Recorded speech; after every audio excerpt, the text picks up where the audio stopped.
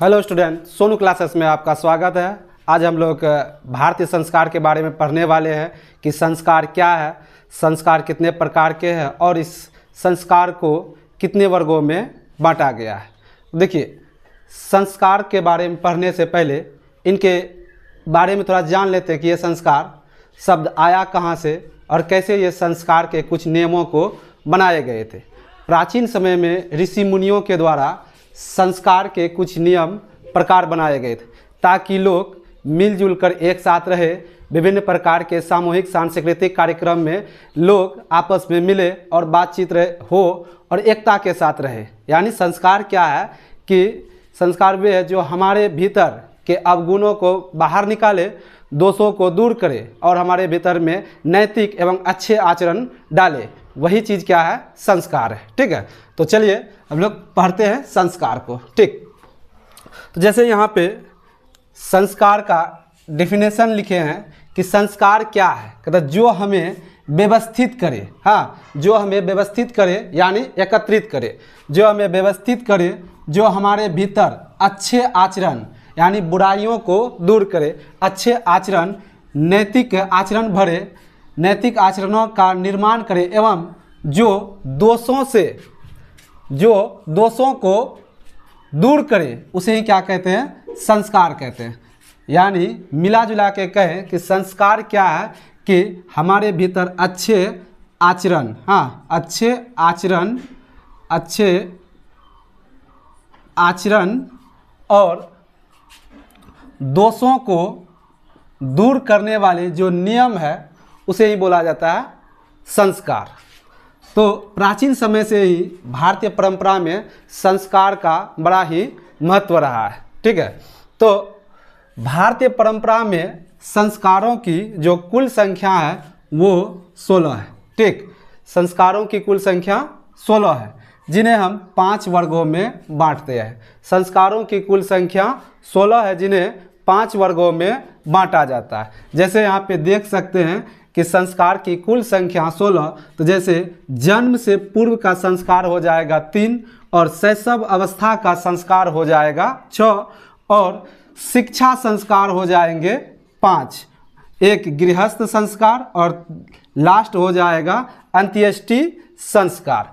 तो जन्म से पूर्व जो संस्कार होते हैं वे 3 होते हैं। जैसे यहाँ पे दिया हुआ है गर्भाधान संस्कार, पुंसवन संस्कार, सीमंतोन्नयन संस्कार। ठीक है, तो हम लोग इसको बारी बारी से पढ़ेंगे, लेकिन पहले थोड़ा बहुत करके जान लेते हैं आखिर क्या है। तो गर्भाधान संस्कार गर्भधारण के समय में किया जाने वाला संस्कार है। बोले तो श्रेष्ठ पुत्र की उत्पत्ति के लिए जो संस्कार किए जाते हैं उसको बोला जाता है गर्भाधान संस्कार। यानी संतान की जब चाह होता है तब जाके मतलब ये संस्कार किया जाता है। तो उसके बाद है पुंसवन संस्कार, यानी गर्भ रक्षा, स्वस्थ शिशु की कामना हेतु इस प्रकार का संस्कार किया जाता है। उसके बाद जैसे यहाँ पे दिया है कि सीमंतोन्नयन संस्कार। ठीक है, तो सीमंतोन्नयन संस्कार क्या है कि जिसे सीमंतोन्नयन संस्कार जो कि लगभग 7 से 8 महीना के बीच में यह संस्कार किया जाता है। इसमें गर्भवती स्त्री की खुशहाली के लिए इस प्रकार का संस्कार किया जाता है। यानी अभी के समय में, वर्तमान समय में इस संस्कार को गोद भराई के नाम से जाना जाता है। ठीक है, तो जन्म से पूर्व 3 प्रकार का संस्कार होता है: गर्भाधान संस्कार, पुंसवन संस्कार और सीमंतोन्नयन संस्कार। यानी सीमंतोन्नयन को बोला जाता है गर्भधारण, माफी चाहेंगे, गोद भराई संस्कार। ठीक है, अब शैशवावस्था यानी बालक के जब बच्चा शैशव अवस्था में होता है, छोटा अवस्था में रहता है, उसके कौन कौन से संस्कार किए जाते हैं, उन संस्कारों को हम लोग यहाँ पे अभी पढ़ेंगे। जैसे दिया कि शैशव अवस्था के ऑब्जेक्टिव, तो पहला ऑब्जेक्टिव तो यही बन जाएगा कि शैशव अवस्था के कितने संस्कार होते हैं। तो याद रखना कि शैशव अवस्था के 6 संस्कार होते हैं। जैसे जात कर्म, नाम कर्म, निष्क्रमण, अन्नप्राशन, चूड़ाकर्म, कर्णभेद। तो जात कर्म कौन सा क्या होता है? ये जात कर्म संस्कार क्या होता है? तो देखिए, जात कर्म संस्कार जो होता है कि जन्म के तुरंत बाद जो संस्कार किया जाता है, जैसे बच्चे का गर्भनाल काटा जाता है बच्चे को, यानी साफ सुथरा, साफ सफाई से अच्छे कपड़ा पहनाना उनाना, ये एक तरह से जो होता है जात कर्म संस्कार के अंतर्गत आता है। यानी ये जात कर्म संस्कार जब बच्चे का जन्म होता है, जन्म के कुछ समय पश्चात जो संस्कार किया जाता है वो होता है जात कर्म। तो ये जात कर्म संस्कार कहीं कहीं पे मान्यता दी जाती है, डॉक्टरों के द्वारा अक्सर बताया जाता है कि इस तरह का संस्कार न करे तो अच्छा रहे, लेकिन प्राचीन समय में इस तरह के संस्कार देखने को मिलते थे। क्योंकि इस जात कर्म संस्कार में क्या होता है कि बच्चे के जन्म के कुछ समय उपरांत या 1-2 दिन बाद बच्चे को शहद, मधु यानी शहद और घी चटाई जाती थी, जो कि छोटे बच्चों के लिए उपयुक्त नहीं होता, लेकिन प्राचीन समय में इस प्रकार का संस्कार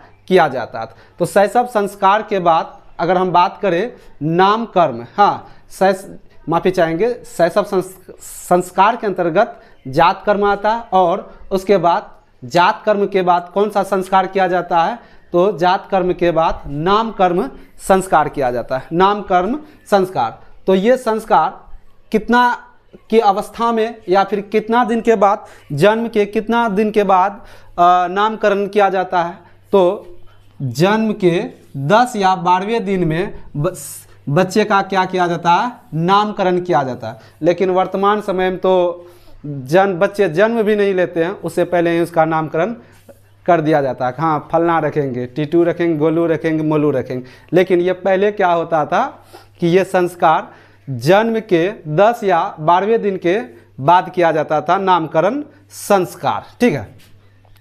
निष्क्रमण, उसके बाद जो शैशव अवस्था में जो संस्कार होते हैं उसको बोला जाता है निष्क्रमण। तो ये निष्क्रमण संस्कार क्या होता था, तो निष्क्रमण संस्कार ये होता था बच्चे को 4 महीने बाद घर से बाहर निकाला जाता था और उसे चांद और सूर्य, प्रकृति चीज़ों से परिचित कराता था, बताता था कि ये चांद है, ये सूर्य है। यानी पहली बार जब बच्चे को आंगन से बाहर निकालकर चारों तरफ घुमाया जाता है तो उसको बोला जाता था निष्क्रमण संस्कार। ये निष्क्रमण संस्कार कितने महीने में किया जाता है, 4 महीने के बाद, या फिर आगे पीछे डेट ये हो सकता है 4, 5, 6, इस तरह से ये देखने को मिल सकता है। तो पहला क्या हो गया, जात कर्म संस्कार, नामकर्म संस्कार। जात कर्म क्या हो गया कि बच्चे के जन्म के तुरंत बाद जो संस्कार किया जाता है वो जात कर्म, जैसे बच्चे की साफ सफाई, अच्छे कपड़े पहनाना, शहद वहद चटाना, ये सब एक तरह से जात कर्म संस्कार के अंतर्गत आता था। उसके बाद नामकरण संस्कार, 10 या 12वें दिन में बच्चे का नामकरण कर दिया जाता था। और उसके बाद जो संस्कार होता था निष्क्रमण, तो ये जन्म के लगभग 4 महीने बाद किया जाता था। पहली बार वह अपने बच्चे को आंगन से निकालकर, बोले तो घर से निकालकर आंगन से बाहर करके चारों तरफ उसे घुमाया जाता था। चारों तरफ उसे घुमाया जाता था, सूर्य और चांद के बारे में बताया जाता था कि ये सूर्य, ये चांद है, प्राकृतिक चीज़ों से उसको परिपूर्ण किया जाता था। उसके बाद जो संस्कार आता है अन्नप्राशन, जो कि बाकी संस्कार हो या ना हो, वर्तमान समय में देखने को मिलता है कि अन्नप्राशन संस्कार जरूर देखने को मिलता है। तो अन्नप्राशन संस्कार कितना वर्ष में, माफ़ी चाहेंगे, कितना महीना के अंदर में किया जाता है, तो ये अन्नप्राशन संस्कार 6 महीने के भीतर में किया जाता था। और इस अन्नप्राशन संस्कार में क्या होता था, बच्चे को पहली बार ठोस आहार खिलाया जाता था।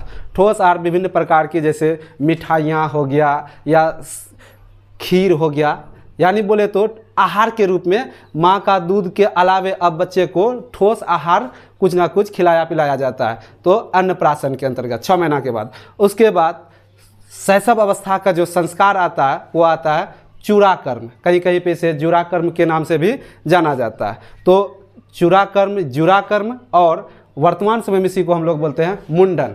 तो आप लोग भी देखे होंगे कि विभिन्न छोटे छोटे बच्चे को विभिन्न देवी देवताओं के स्थान पे ले जाकर उसका पहली बार क्या करवाया जाता है, मुंडन करवाया जाता है। तो ये मुंडन करवाना भी किसके अंतर्गत आता है, ये मुंडन करवाना भी चूड़ाकर्म के अंतर्गत, अर्थात शैशव संस्कार के अंतर्गत ये आता है। तो ये मुंडन जो संस्कार होता है, चूड़ाकर्म संस्कार होता है, ये कितने वर्ष की अवस्था में होता है, ये 1 से 3 वर्ष की अवस्था में होता है। ये इसका कोई डेट फिक्स नहीं है, आप बुढ़ापा में भी कर सकते हैं, उससे कोई दिक्कत नहीं है। लेकिन हाँ, ये एक संस्कार है, ये संस्कार आप 1 से 3 वर्ष के भीतर, आप लोग कहीं पर देखे होंगे कि 18 वर्ष 12 वर्ष की उम्र में भी कुछ लोग इस संस्कार को करते हैं। बोल बम जाते हैं, भोले बाबा का मंदिर जाते हैं, या जिसको जहाँ पे आस्था होता है वहीं पे जाके अपना बच्चे का क्या करवाता है, मुंडन करवाता है, बोले तो चूड़ाकर्म संस्कार। ये सब संस्कार प्राचीन समय में किया जाता था, लेकिन अभी भी कहीं कहीं पे इन सब संस्कारों को देखा जाता है। उसके बाद ये सब संस्कार होने के बाद तब शैशव अवस्था का जो अंतिम संस्कार बचता है वो होता है कर्णवेद। हाँ, तो बाल के बाद काने आता है ना, तो अब बात करेंगे हम लोग कान का। तो इस कर्णवेद संस्कार में क्या होता है, बच्चे का नाक और कान छेदा जाता है, ताकि बच्चे को नाक और कान से संबंधित किसी प्रकार का रोग ना हो। तो रोगों से मुक्ति, दोषों से मुक्ति के लिए तभी के समय में, प्राचीन समय में क्या किया जाता था, संस्कार करवाया जाता था। और ये शैशव संस्कार 6 प्रकार का होता है। आई होप कि आपको ये 6 प्रकार याद हो गए होंगे। ठीक है, अब बात करें प्यारे बच्चों कि शिक्षा संस्कार क्या है। ये भी संस्कार की संख्या 16। तो बात करें शिक्षा संस्कार। ठीक है, तो देखिए शिक्षा संस्कार क्या है, इसकी संख्या पहले जान लेते हैं।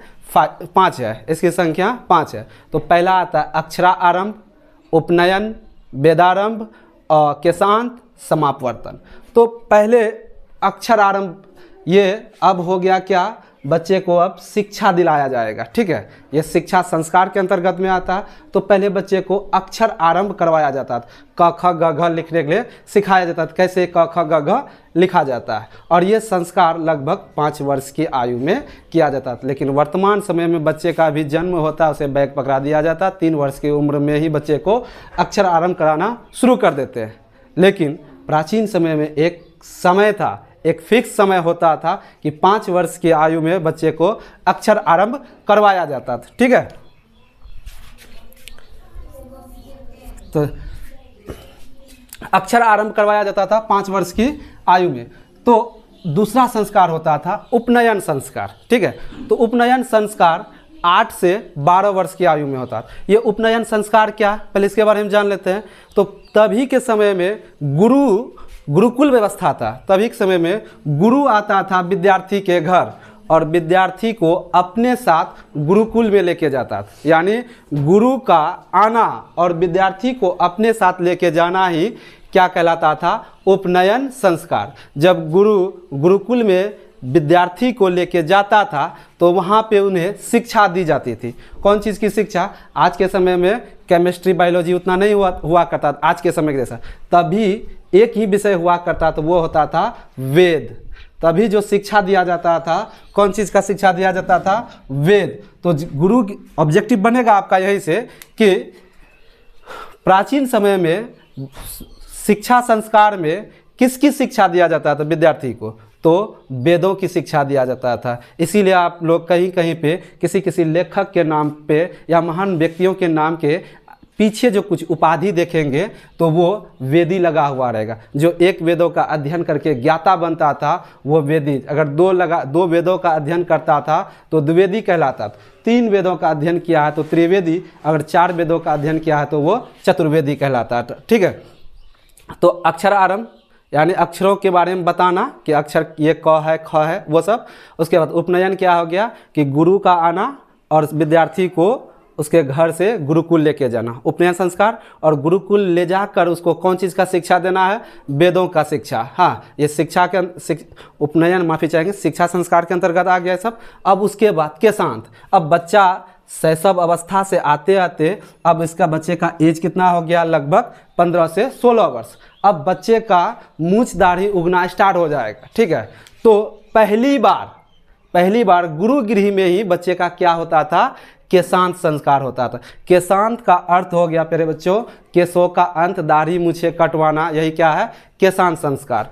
तो ऑब्जेक्टिव यहाँ से भी बनेगा कि केशांत संस्कार कहाँ होता था, पिता के घर में कि गुरुगृह में। तो याद रखना है गुरुगृह में होता था केशांत संस्कार। अभी भी यहाँ पे गांव देहात में इस तरह के संस्कार को घरे में होता है, लेकिन मान्यता दिया जाता है कि नहीं, दाढ़ी पहली बार बनाएंगे, गमछी लेवन, लुंगी लेवन, गंजी लेवन, इस तरह का डिमांड होता है। लेकिन ये सब डिमांड पहले कुछ नहीं होता, तो ये गुरु गृह में होता था केशांत संस्कार, केशों का अंत, यानी इसको क्षौर कर्म के नाम से भी याद रखना, छौनी उजाड़ देता है, ठीक है। क्षौर कर्म बोले तो दाढ़ी मूछे बाल सब कमाया जाता था केशांत, क्योंकि आप लोग कृष्ण लीला भी देखे होंगे, यानी जब कृष्ण भगवान क्या बोलते हैं शिक्षा ग्रहण करने के लिए जाते हैं तो उसका भी क्षौर कर्म होता है, उसके भी सिर पे बाल नहीं रहता है, ठीक। अब यहाँ पे क्या हो गया प्यारे बच्चों, केशांत संस्कार का अंत, 16 साल हो गया, अब शादी विवाह भी करना है। तो देखो अब गुरु क्या करेगा, अब लास्ट संस्कार बचा है शिक्षा संस्कार का, समापवर्तन संस्कार। समापवर्तन संस्कार क्या होता है कि इस यानी बोले तो समाप्त हो गया इधर संस्कार, जो भी संस्कार था, समापवर्तन कि अब विद्यार्थी का शिक्षा समाप्त हो गया, पूर्ण हो गया। अब गुरु क्या करेगा, विद्यार्थी को अपने पास बैठाकर आध्यात्मिक गृहस्थ ज्ञान देगा कि मैंने जो पढ़ाया उस ज्ञान का तुम कैसे उपयोग करोगे, क्या समाज कल्याण में तुम्हारा ज्ञान काम आएगा कि नहीं आएगा, वो सब आध्यात्मिक ज्ञान अपने पास बैठाकर ज्ञान देता था, शास्त्र उपनिषद का ज्ञान देता था कि ठीक है तुम्हारा ज्ञान पूर्ण हुआ, पढ़ाई पूर्ण हुआ, अब तुम जाओ यहाँ से जाके तुम गृहस्थ जीवन में प्रवेश करो, ठीक है। यहाँ से जाओ और कौन सा जीवन में प्रवेश करो, गृहस्थ। तो भाई आप लोग भी यहाँ पर भी देखे होंगे कि जैसे मैट्रिक इंटर हो जाता है तो कहाँ चले जाता है, कौन सा संस्कार करने के लिए सोच लेता है, आजकल तो 9th से संस्कार करने के लिए विवाह संस्कार। तो यानी बोले तो गृहस्थ अब शिक्षा समाप्त, अब हो जाएगा कौन सा संस्कार, गृहस्थ संस्कार। और गृहस्थ संस्कार को हम लोग क्या बोलते हैं, पहले बोला था गृहस्थ और अभी वही चीज़ को बोला जाता है विवाह संस्कार, ठीक है। क्या बोला जाता है इसको, विवाह संस्कार। गुरु ज्ञान देकर बच्चे को भेजता है कि तुम्हारा पढ़ाई पूर्ण हुआ, अब जाओ वैवाहिक जीवन गृहस्थ जीवन जियो, माता पिता की सेवा करो, परिवार के साथ रहो, गृहस्थ जीवन, विवाह संस्कार। और एक प्रश्न बनता है 2 नंबर का संस्कृत में कि विवाह संस्कार में कौन कौन से संस्कार किए जाते हैं, यानी विवाह में कौन कौन से कर्मकांड किए जाते हैं। तो आप लोगों को बाकी कुछ आए या ना आए, ये जरूर आएंगे कि इसमें कौन कौन से कर्मकांड किए जाते हैं। जैसे आप लोग सुने होंगे पानी ग्रहण, उसके बाद लावा परछोनी, हाँ अग्नि फेरा, उसके बाद हमें तो इसके बारे में उतना नॉलेज नहीं है, फिर भी वर वधू के घर में मंडप का निर्माण, बारातियों का स्वागत, तो विभिन्न प्रकार से बारातियों का स्वागत किया जाता है, आप समझ सकते हैं। तो ये विवाह संस्कार के अंतर्गत में आता है। तो जब हम इसका सब्जेक्टिव क्वेश्चन लेके आएंगे उसमें एक तरफ से बहुत ही बेहतरीन तरीका से बताने का प्रयास करेंगे कि विवाह संस्कार में क्या क्या कर्मकांड किए जाते हैं, ठीक है। अब आते हैं प्यारे बच्चों अंत्योन्येष्टि संस्कार। हाँ, तो ध्यान देना है कि अंत्योन्येष्टि 16 संस्कार हुआ, तो 16 में से मैंने जो भी डिटेल, एक तरह समझ लीजिए कि डिटेल के रूप में ही आपको पढ़ाते हुए इधर आए हैं। तो 16 संस्कार में से अब लास्ट संस्कार बचा हुआ, हाँ वो है अंत्येष्टि। हाँ अंत्येष्टि बोलो या दाह संस्कार बोलो। हाँ जन्म लिया, शादी किया, बाकी दोनों को छोड़ दो, हाँ शादी किया यहाँ पे मर गया। हाँ तो अंत्येष्टि संस्कार, अंत्येष्टि संस्कार क्या हो गया, मरने के बाद भी क्या होता है, संस्कार किया जाता है। बोले तो इसी का नाम है दाह संस्कार। हाँ दाह संस्कार आप लोग देखे होंगे कि मरने के बाद भी यहाँ पे कुछ ना कुछ संस्कार किए जाते हैं। जैसे आप लोग यहाँ पे देखे होंगे श्राद्ध किया जाता है, पंडितों को बुलाकर 4-5 लोगों को बुलाकर खाना खिलवाया जाता है, ये भी एक तरह का क्या है, संस्कार है, ठीक है। तो अंत्येष्टि संस्कार यानी दाह संस्कार हो गया। एक तरफ से हम आपको बताएं जन्म से पूर्व 3 संस्कार, गर्भधान संस्कार, पुंसवन संस्कार, सीमंतोन्नयन संस्कार, शैशवावस्था के यानी बोले तो बाल्यावस्था के 6 संस्कार, जात कर्म, नाम कर्म, निष्क्रमण, अन्नप्राशन, चूड़ाकर्म, कर्णभेद। और उसके बाद शिक्षा के बताए हैं 5, अक्षर आरंभ, उपनयन, वेदारंभ, केशांत, समापवर्तन। और गृहस्थ 1, अंत्येष्टि 1, ठीक है। अब ये तो ऑब्जेक्टिव टाइप से हम पढ़ाए। अब आते हैं हम लोग यहाँ पे कि अगर एग्जाम में आए कि जन्म से पूर्व कौन कौन से संस्कार होते हैं, और यहाँ पे प्रश्न भी बोर्ड परीक्षा में बन चुका है कि गर्भ रक्षा के लिए कौन सा संस्कार किया जाता है, ठीक। तो देखिए यहाँ पे प्रश्न को देखेंगे कि गर्भाधान संस्कार क्या है? कहता विवाह के बाद उत्तम संतान की प्राप्ति के लिए किया जाने वाला संस्कार को बोला जाता है गर्भाधान। गर्भाधान संस्कार यानी विवाह के पश्चात पति पत्नी जब संतान की इच्छा रखता है तब जाके ये इस प्रकार का संस्कार किया जाता है। बोले तो बीजारोपण, विवाह के पश्चात ही इस प्रकार का संस्कार किया जाता है। यानी किया क्यों जाता है? संतान प्राप्ति, संतान की इच्छा के लिए। और कैसा संतान?